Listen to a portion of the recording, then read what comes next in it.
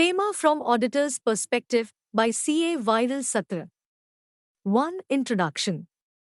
There are various regulatory laws applicable to different entities in India like Companies Act 2013, Limited Liability Partnership Act 2008, Competition Act 2002, Securities and Exchange Board of India Act 1992, law relating to pollution control, etc., and each such law has its regime and applications. Foreign Exchange Management Act, FEMA, is one such law which regulates foreign exchange, forex, transactions.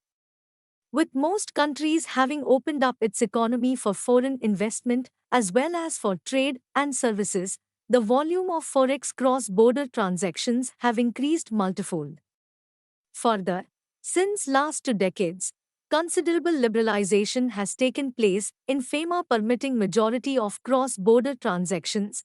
However, this very general permission at times leads to non-compliance and therefore leading to penal implications. In view of this, it can have direct implications on the financials of the company, including presentation. Hence, it becomes imperative even from audit perspective to have fair idea about some of the implications that may arise under FEMA. 2. Casting of responsibility on statutory auditors.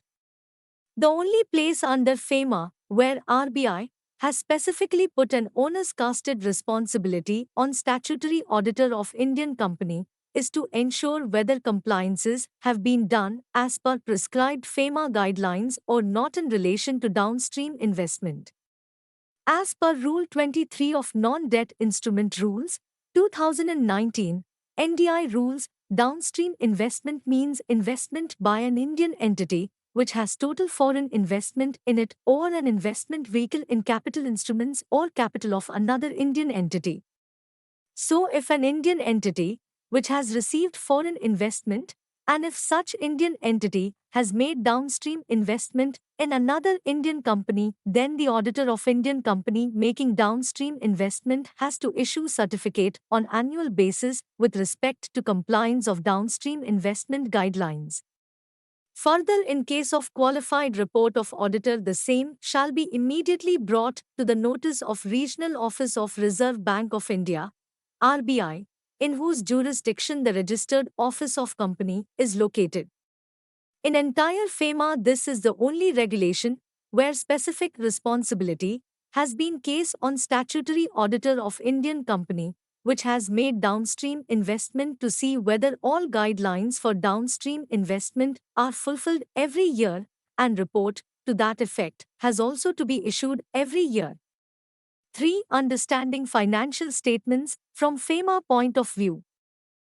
During the course of audit for any transaction wherein foreign exchange is involved and having FEMA implications, an auditor needs to check whether the transaction is in compliance of FEMA provisions or not and whether all compliances relating to transaction as prescribed under FEMA have been properly done. Let us understand some of transactions which have FEMA impact and are important to be reviewed while carrying out an audit of a particular entity. We can divide transactions into 2 types, with one involving inward remittance from outside India and others involving outward remittance from India to overseas countries. 3.1 Transactions of inward remittance. 3rd January 2001 Share capital. The transaction of receipt of funds from non-resident for investment in share capital of an Indian entity is governed by Non-Debt Instruments Rules, 2019, NDI rules. An auditor, while reviewing the transaction, has to take care that any transaction of receipt of foreign investment is in compliance to NDI rules. Key points to be taken into consideration while auditing transaction of share capital are as under. A. Check whether transaction is in nature of foreign direct investment, FDI, or foreign portfolio investment, FPI, investment made by a person resident outside India, PROI, in equity instruments of an Indian company or capital of a LLP is termed as foreign investment. Further, there is distinction between foreign direct investment, FDI, and foreign portfolio investment, FPI. investment in equity instruments of unlisted Indian company or 10% or more paid-up capital of listed Indian company is treated as FDI, whereas investment in less than 10% of paid-up capital of listed Indian company is treated as FPI. With regards to characterization of investment, whether it is FDI or FPI, it is necessary to check the limits qua investor and not combined for all investors. B. Check whether provisions for FDI are complied with or not. FDI is freely permitted in almost all sectors. FDI can be made either under automatic route or approval route.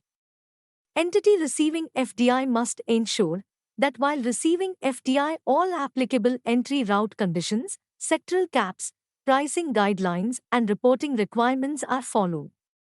However, FDI is prohibited in sectors activities like lottery business, gambling, betting, chit funds, nidhi company, transferable development rights, real estate business or construction of farmhouses, development of townships, construction of commercial residential premises, roads or bridges is not considered as real estate, manufacturing of cigars and tobacco-related items, atomic energy, railway operations, etc. C. FDI must be in only equity instruments. FDI can be made only in following equity instruments. I. Equity shares. 2. Fully, compulsorily and mandatorily convertible debentures. 3. Fully, compulsorily and mandatorily convertible preference shares. 4. Share warrants. D. Reporting has been done for all FDI transactions, whether it is fresh investment or transfer of existing investment. Reporting forms as prescribed with FCGPR form for reporting of allotment of equity instruments, FCTRS form for reporting of transfer of equity instruments need to be filed. All entities having FDI are also required to file annual FLA return every year. In case of non-filing or delayed filing of reporting forms results in contravention. E. No assured exit price. In case of FDI, by PROI, an assured exit price cannot be agreed upon. Equity instruments can contain optionality clause subject to minimum lock-in period of 1 year or as prescribed by specific sector, whichever is higher, but without any option or right to exit at an assured price. Classic example for this is matter of Tata Teleservices and NTT Docomo, Japan, where matter is under international arbitration. F. Deferred consideration. In case of transfer of shares of Indian company, amount not exceeding 25% can be deferred up to 18 months from date of transfer agreement. That if resident shareholder has sold the shares, he has to receive upfront consideration of at least 75% and balance can be deferred up to a period of 18 months. G. Date of transfer cannot be prior to date of receipt of consideration. In case of transfer of shares, of Indian company, date of transfer of shares cannot be prior to date of receipt of consideration. Any delay in receipt of consideration, even by 1 day, is treated as contravention under Fema. H. Reporting of shares allotted under demerger. If PROI, who is shareholder of an existing Indian company, is allotted shares of resulting demerged entity, then Form FCGPR is to be filed for reporting of such allotment even if consideration or remittance for same is not made. I. FDI through receipt of funds in EFC account, Indian company cannot credit the funds received through inward remittance for purpose of FDI to its EFC account. J. Issue of shares against pre-incorporation expenses, import of capital goods, and any funds payable to foreign parent. Indian company having FDI can issue shares against pre-incorporation expenses incurred by overseas parent on behalf of Indian company. An auditor has to ensure that payment of expenses has been made by overseas parent directly to vendors on behalf of Indian company, and copy of FIRC to that effect is obtained. Statutory auditor has to issue certificate to this effect for submitting to AD Bank for converting such pre-incorporation expenses to equity instruments. Equity instruments can also be issued against outstanding import of capital goods or any funds payable. In case of any such transaction, an auditor must ensure that all requisite documentation and reporting has been done by Indian company and such transactions have been brought on record of RBI. 3rd January 2002 External Commercial Borrowings, ECB. ECB is governed by Fema Notification No. 3R 2018 RB Foreign Exchange Management, Borrowing and Lending, Regulations 2019, ECB Regulations. ECB means borrowings by an eligible resident entity from outside India in accordance with framework decided by RBI in consultation with Government of India. ECB can be raised either under automatic route or approval route. ECB has to be comply with parameters like eligible borrowers, recognized lenders, minimum average maturity period, all-in cost ceiling, end-use restrictions, etc. The parameters apply in totality and not on standalone basis. Following are reporting requirements for ECB. A. Obtaining loan registration number. LRN form ECB has to be filed for obtaining LRN for ECB. Any drawdown of ECB must happen only after receipt of LRN from RBI. Chartered accountant, be it auditor, has to ensure that proper disclosure of terms and conditions of ECB has been done in form ECB. B. Changes in terms and conditions of ECB, changes in parameter of ECB should be reported to RBI within 7 days of such change.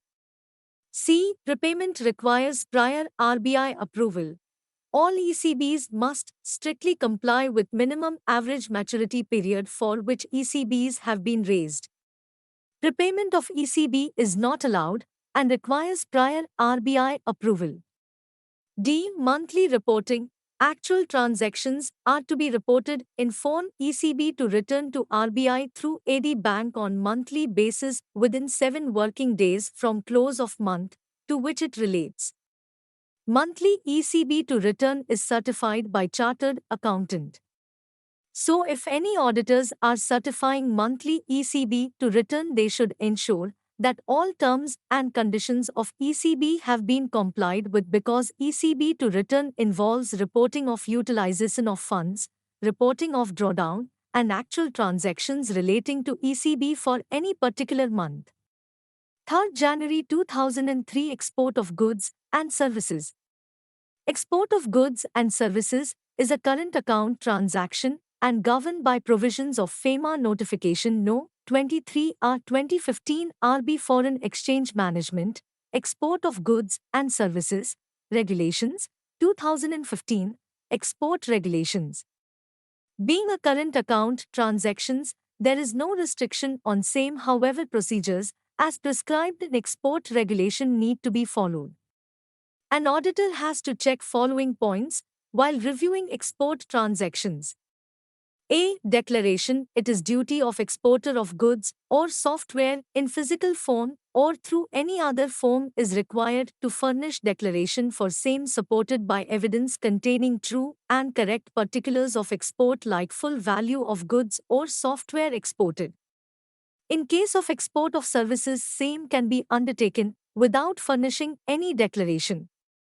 B. Realization and repatriation. Exporter is under obligation to realize and repatriate full value of proceeds of export of goods, software services within 9 months from date of export. This time limit is 15 months in case goods are exported to a warehouse established outside India. In case export dues are not received within specified period, it is obligation of exporter to seek extension. C. Manner of receipts.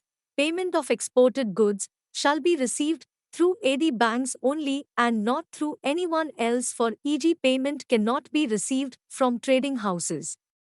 D. Reconciliation of open export transactions with Export Data Processing and Monitoring System, EDPMS, report of RBI, While auditing export transactions, an auditor must obtain list of overdue outstanding export transactions. It is duty of auditor to ensure that client has obtained extensions for all such overdue export transactions. With regards to advance against exports, which are more than 1 year old, against which goods are not exported, no refund of such advance can be done without obtaining prior RBI approval. Further, an auditor must insist client to get list of all open export transactions from EDPMS system of RBI and reconcile such open transactions with client records to ensure that there is no mismatch in reporting as per books of accounts and as per EDPMS. Export proceeds credited to special accounts. Export proceeds can be credited by exporter to exchange earner's foreign currency account, EFC, resident foreign currency domestic, RFCD. However, it is to be noted that the funds received in the account during a calendar month should be converted to rupees on or before last day of succeeding calendar month after adjusting utilization of balances for approved purposes or forward commitments. Further, these accounts will be a non-interest bearing. Right of export proceeds. At times, it is seen that entities who have old unrealized export proceeds usually write off in their books without following conditions of write-off prescribed in Export of Goods and Services Regulation and without intimating AD Bank. This can result in shipping bill open in records of EDPMS system of RBI and can even put exporter under caution list of RBI. Export proceeds, which remain to be unrealized despite best efforts of exporter for realizing the same, may be either written off under self-right-of approach, 5% of total exports proceeds realized in previous calendar year, or exporter may go to AD Bank, 10%, for allowing the write-off. The write-off shall be subject to following conditions. The relevant amount has remained outstanding for more than 1 year. 2. Satisfactory documentary evidence is furnished indicating that the exporter had made all efforts to realize the export proceeds. 3. The exporter is a regular customer of the bank for a period of at least 6 months, is fully compliant with KYC AML guidelines and AD category 1 bank is satisfied with the bona fides of the transaction. 4. Overseas buyer has been insolvent or goods exported have been auctioned or destroyed by port customs. Overseas buyer is not traceable. Cost of resorting to legal action is high, etc. Exporter seeking write-off is required to submit all requisite documentary evidences, AD Bank, along with CA certificate indicating details of write-off, amount of realization based on which write-off limit is calculated. Third-party payments. It can so happen that export must have been made to one party, but payment for export proceeds actually are received from another party. It is to be ensured that such transactions involving third-party payments, i.e. wherein payments have been received from different party conditions relating to third-party payments, like it should be backed by tripartite agreement, name of third party who will make payment must be present on order or invoice, AD Bank must be satisfied with bona fides of transaction. It should be routed only through banking channels. It should be declared in export declaration form by exported. 3.2 Transactions of outward remittance. 3rd February 2001, Overseas Direct Investment. Indian Party Viz. Company or limited liability partnership or registered partnership firms are allowed to make overseas direct investment in capital of overseas entities. The transactions of overseas direct investment, ODI, are governed by provisions of Fema Notification Number 120 Foreign Exchange Management, Transfer or Issue of Any Foreign Security, Regulations 2004, ODI Regulations. Some important points which need to be checked during audit while reviewing ODI transactions are as under. A. Unique Identification Number, UIN, obtained or not. In case of any first remittance for ODI by Indian party, UIN has to be compulsorily obtained. Any further remittance can be made only after receipt of UIN. Form ODI Part I is to be filed for obtaining UIN within 30 days of remittance. B. Net worth. ODI can be made up to 400% of net worth of Indian party, and this net worth is to be calculated based on latest audited financial statements. C. First remittance always towards equity capital. First remittance in overseas entity should be always towards equity capital. It cannot be in form of loan. Post contribution to equity, loan can be given. D. Reporting of subsequent remittances. All subsequent remittances towards investment in overseas entity also need to be reported to RBI in Form ODI Part I. E. Annual Performance Report, APR. Every year APR has to be filed in Form ODI Part 2 with RBI based on audited financial statements of overseas entity by December. F. Post-investment changes. Any post-investment changes need to be reported within 30 days of such change. G. Disinvestment. Disinvestment involving sale, liquidation, winding up, mergers, amalgamation, etc. need to be reported to RBI in Form ODI Part 3 within 30 days of event. H. No write-off without or provision without reporting to RBI. It should be ensured that if overseas entity is incurring losses in such scenarios, investment cannot be written off directly in books to the extent of diminution in value of investment without obtaining prior RBI approval in terms of ODI regulations. I. Conversion of export receivable or other dues which are receivable from overseas entity into equity capital. In case export receivables or any other receivables which are outstanding and time limit for realization has not yet expired, same can be converted to equity under automatic route. However, with regards to dues outstanding beyond prescribed period, prior approval needs to be obtained. J. Investment by resident individual.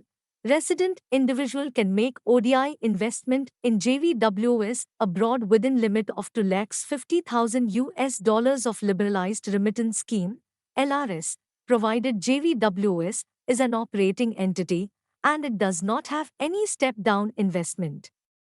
Resident individual can only invest in equity capital or CCPS of JVWS. It cannot give loan. Such investment cannot be sold or transferred within 1 year of its investment. K. Certifying ODI forms. Statutory auditor has to certify ODI forms filed by Indian party or resident individual, and hence auditor has to ensure that the overseas investment transactions is in compliance of ODI regulations and as per provisions of Fema Notification 120. 3rd February 2002. Import of goods and services. Import of goods and services is a current account transaction and governed by Master Direction No. 17/2016-17. Being a current account transactions, there is no restriction on same, however procedures as prescribed in Master Direction need to be followed. An auditor has to check following points while reviewing export transactions. A. Time limit for settlement. Remittance against import must be made within 6 months from date of shipment. AD banks may permit settlement of import dues due to disputes, financial difficulties, etc. for a period up to 3 years. B. Time limit for deferred payment. Deferred payment arrangements, suppliers and buyers credit, up to 5 years, are treated as trade credit, and guidelines relating to same must be followed. C. Change in nature of transaction due to passage of time. One of very important thing to be taken into consideration is change in nature of transaction due to passage of time. As already discussed, import transactions are considered as current account transaction. However, import dues outstanding more than 3 years partake the character of capital account transactions and are considered to be deemed ECB.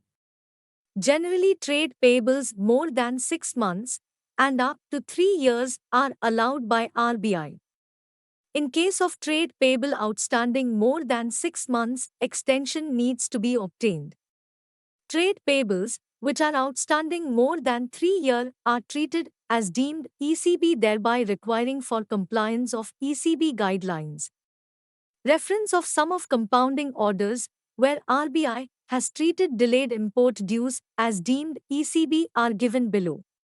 TWI India PVT Ltd CA Order Number 3945-2016 dated 31.08.2016. AMC Diamonds CA Order Number 3934-2016 dated 13th July 2016.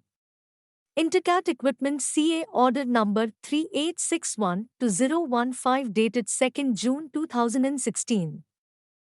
Merchanting trade. Nowadays, many entities are resorting to merchanting trade transactions, MTT. In this type of transactions, goods do not enter in domestic tariff area of India. Goods are imported from one country and directly exported to other country. An auditor, while dealing with such type of transactions, has to ensure that the transactions are bona fide and all regulations relating to import and export leg are duly complied with. Such transactions must be routed through same AD bank only. MTT shall be completed within overall period of 9 months. Any receipt of export leg must be separately parked in EFC account for payment of import leg, and it shall be earmarked lien marked for import leg payments. There must be one-to-one matching of each MTT, and defaults, if any, are reported by AD Bank to RBI. Therefore, it is duty of auditor to see that there are no defaults. Merchant traders with outstanding of 5% or more of their annual export earnings shall be liable for caution listing.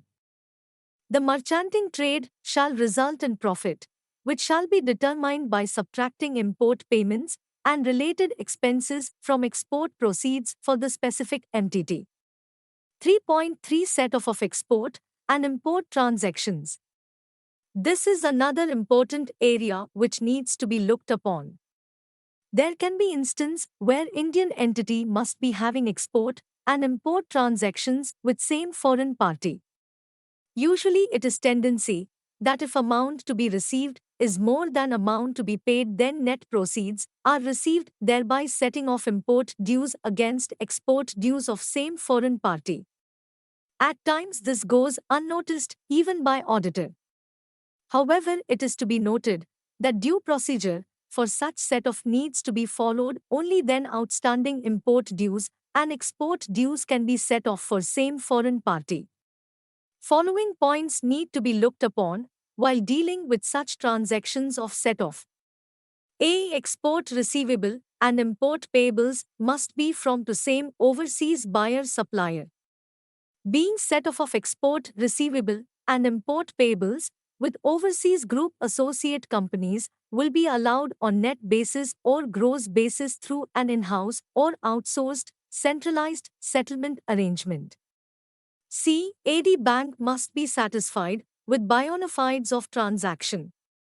D. Invoices must not be under investigation of Enforcement Directorate or Central Bureau of Investigation or any other investigative agency. E. Set off of export receivables against goods shall not be allowed against import payables for services and vice versa. F. Set off of export receivable of services against import payable of services is also not allowed because it is not prescribed. G. Set off shall be allowed between export and import leg transaction taking place during same calendar year. H. AD Bank may seek auditors' CA certificates wherever felt necessary. I. AD Bank must settle transaction in EDPMS IDPMS systems by utilizing set-off indicator. 4. Nuclear reporting requirement to report in audit report in case of any qualification. Presently, there is no requirement to report any qualification arising on account of non-compliance of any other law applicable to an entity. The Institute of Chartered Accountants of India, ICI, in its revised Code of Ethics, 2019 has introduced for non-compliance with laws and regulations, NOCLAR, reporting. This was initially to be implemented from 1st July 2020. However, last year, ICI deferred the same till further notice. Recently, ICI in its council meeting announced that NOCLAR, which was earlier deferred till further notice, will now be made applicable and implemented effective from 1st April 2022. What exactly NOCLAR is? Answer to this question lays in Volume I of Revised Code of Ethics, 2019. It refers to any act of omission or commission committed by a client contrary to prevailing laws or regulations.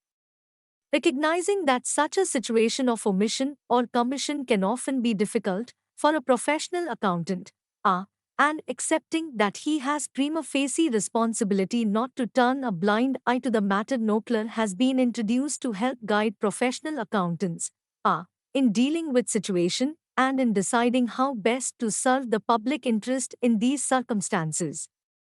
Applicability of NOCLAR. A, as already mentioned, will be made applicable and implemented effective from 1st April 2022. B, for now only applicable to listed entities. C, applicable only to audit assignments. D, scope of laws and regulations.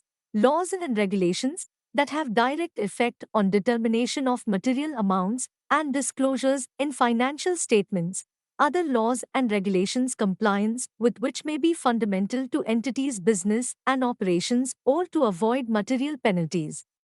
E. Some of examples of laws given by ICI are fraud, corruption and bribery, money laundering, terrorist financing and proceeds of crime, banking and other financial products and services, securities market and trading, data protection, tax and pension liabilities and payments, environment protection, public health and safety. Above laws are just some of examples given by ICI whereby NOCLAR can be applicable. Impact due to non-compliance of Fema law also can get covered in above NOCLAR reporting, and therefore, while doing audit, due care must be taken by auditor for review of transactions having Fema implications. 5. Way forward for auditors. Clients are not well versed and aware of Fema regulations, as a result of which at times clients end up in entering into transactions which are not permitted or not allowed or miss on requisite reporting compliances. Even if at present as an auditor one is not required to report about qualifications, if any arising in relation to transactions having Fema implications, however, it is important that an auditor looks into and reviews the transactions from Fema perspective also at the time of audit. With NOCLAR coming into place, responsibility of auditors will increase many-fold and one must be ready for same. Disclaimer: the views opinions expressed in the article are purely of the contributor. The readers are requested to take proper professional guidance before abiding the views expressed in the update. Association disclaims any liability in connection with the use